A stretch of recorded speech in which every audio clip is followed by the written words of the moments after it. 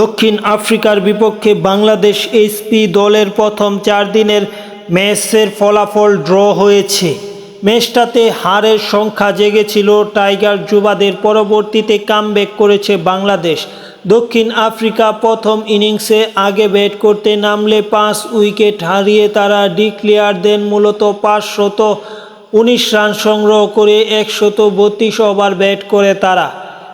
দলের হয়ে মিচেল বেনবু তিনি সর্বোচ্চ 171 রান করেন এবং সেলে সুয়ানে তিনি 150 রান করেন এবং বাংলাদেশের হয়ে ইকবাল হোসেন ইমন তিনি সর্বোচ্চ 76 রান খরচে 3 উইকেট নিয়েছিল।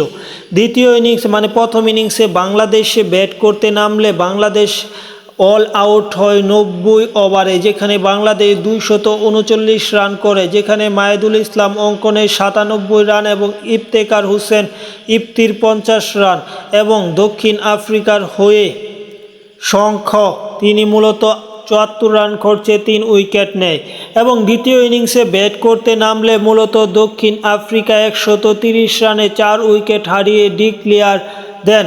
বাংলাদেশের জয়ের জন্য দাঁড়ায় 411 রানের লক্ষ্যে, যে লক্ষ্যে বাংলাদেশ চতুর্থ দিনে ব্যাটিংয়ে নামলে বাংলাদেশ আর লক্ষ্যটা পূরণ করতে পারেনি। মূলত তারা 6 উইকেট হারিয়ে 240 রান করে চতুর্থ দিন শেষ করে ম্যাচটির ফলাফল ড্র করে, যেখানে মাহিদুল অপরাজিত ছিল 47 রানে এবং কালাম সিদ্দিকী তিনি হাফ সেঞ্চুরি করেছে এবং নাঈম হাসান তিনি মূলত আছে 49 রানে অপরাজিত।